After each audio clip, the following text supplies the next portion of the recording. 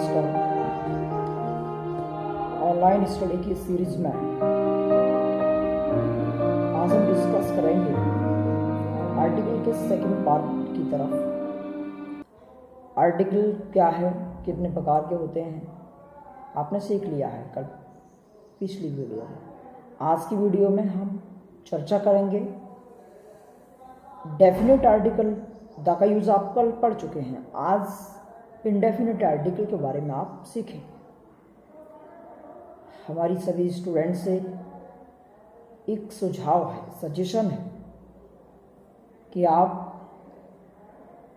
English language की प्रत्येक video को देखकर एक नोट्स तैयार करें जो आपके लिए अभी नहीं, एकेडमिक छोड़ने के बाद भी कॉम्पिटिटिव एग्ज़ाम में बहुत हेल्पफुल होगी।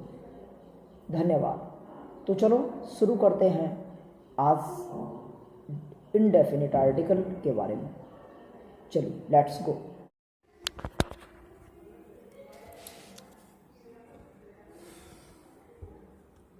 Indefinite article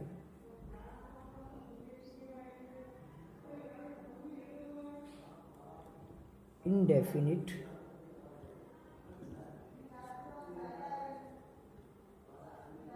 article. आपको पता है कि इनकी संख्या कितनी है? इनकी संख्या है कुल 2। ये कुल कितना है? 2। इनडेफिनिट आर्टिकल आपके 2 होते हैं। पहला होता है ए और दूसरा होता है एन। एक होता है ए और दूसरा होता है एन, मतलब ये इनडेफिनिट आर्टिकल 2 होते हैं।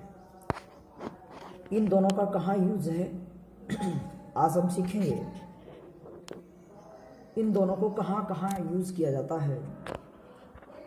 तो आप एक ही मामले में तो जानते ही होंगे। इसका मतलब होता है जहाँ भी एक शब्द हिंदी में लिखा हो एक, उसमें ये लगाया जाता है। लेकिन ये एन, ये भी एक के लिए आता है, परंतु लगता किस प्रकार से है। मान लो आर्टिकल, आप सभी स्टूडेंट जानते हैं कि ए टू जेड कुल कितने लेटर होते हैं? ए टू जेड कुल 26 लेटर होते हैं। कितने होते हैं? 26 लेटर होते हैं। ए टू जेड 26 लेटर होते हैं। उनमें से ये भी पता होगा कि कॉन्सोनेंट ये आपके होते हैं 21 और वॉवेल्स ये होते हैं ओनली 5। कॉन्सोनेंट 5 होते हैं और वॉवेल्स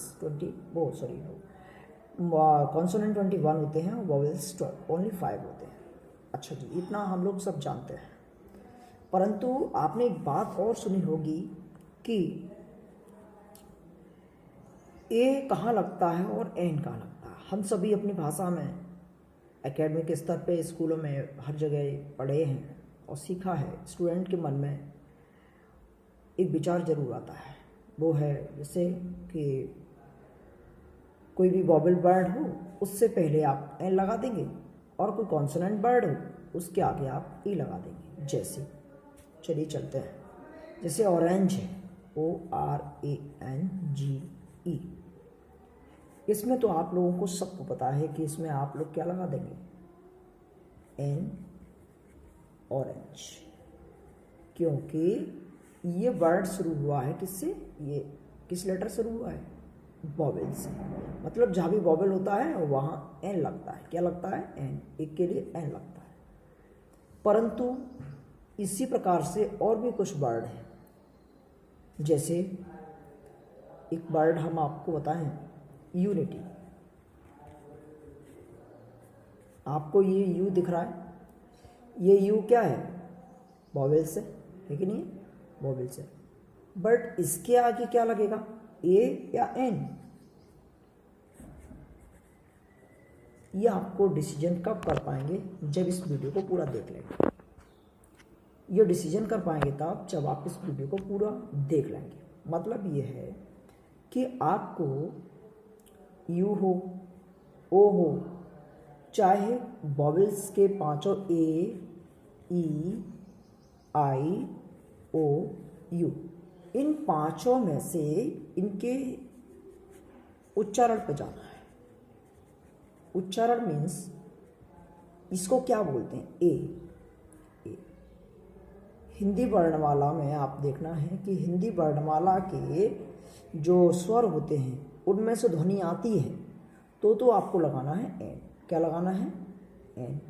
और हिंदी वर्णमाला के यदि व्यंजन में से आती है ध्वनि तो आपको लगाना है ये, ए लगाना है। ओके, तो समझेंगे ये वाला क्या है, ये भी एक ही आवाज़ आती है इससे भी। इससे किसकी आती है, आई मतलब आ, ये भी आपका स्वर वर्ण है। ओ, ये भी क्या होता है, हिंदी वर्णमाला का स्वर है, ठीक है। परंतु ये यू, ये हिंदी वर्णमाला का यह वर्ड होता है ना, वो होता है व्यंजन। क्या होता है, व्यंजन। इसलिए इसके बारे में थोड़ा सोचना पड़ेगा। क्या सोचना है कि जहाँ भी, अब मान लो यहाँ यूनिटी लिखा है तो यूनिटी हम हिंदी में लिख के देखेंगे पहले तो, यूनिटी, यूनिटी हमने देख लिया लिख के, यूनिटी। यूनिटी में यू आ रहा है ना, तो यू क्या है, व्यंजन है। हिंदी वर्णमाला के हिसाब से ही ए और एन का हम यूज़ इंग्लिश के वर्ड में करेंगे। अब जैसे मान लो यू है तो या है, अब यहाँ या जो है व्यंजन है तो इसके सामने हम क्या लगाएंगे, ए या एन, ए यूनिटी। क्या लगाएंगे, ए यूनिटी, क्योंकि ये जो है ना इसका उच्चारण वो क्या है, हिंदी वर्णमाला का व्यंजन है। आपको समझ में आया होगा।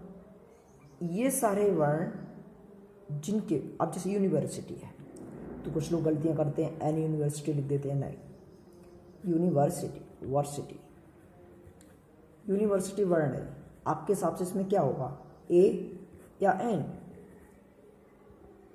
आशा नहीं बल्कि पूर्ण विश्वास, आपको समझ में आ गया होगा कि इसमें क्या लगेगा, ए। क्या लगेगा, ए यूनिवर्सिटी। जी हाँ, आइए अगला एग्जाम्पल देखते हैं। इसमें भी ज़्यादातर लोगों को कन्फ्यूजन रहता है, जैसे कि यूज ऑफ आर्टिकल ए कहाँ लगता है, तो देखते हैं। इसमें मैंने कहा कि वह एमए पास है, he is MA, he is MA, मतलब वह एमए है, एमए पास। अब भाई इसको देखेंगे, वह एमए है तो इसका मतलब है कि ही इज। अब एम, इसको कैसे लिखेंगे, एम ए। ये वाला वर्ड क्या है, हिंदी वर्णमाला में ये ए क्या है, स्वर है, व्यंजन है, स्वर है। यदि स्वर है तो इसमें क्या लगेगा, एन। क्या लगेगा, एन। तो ही इज एन एम। ऐसे ही वह बीए है, ही इज डैश बी ए, वह बीए पास, मतलब ही तो ठीक है, इज। अब बी कैसे लिखते हैं, ऐसे।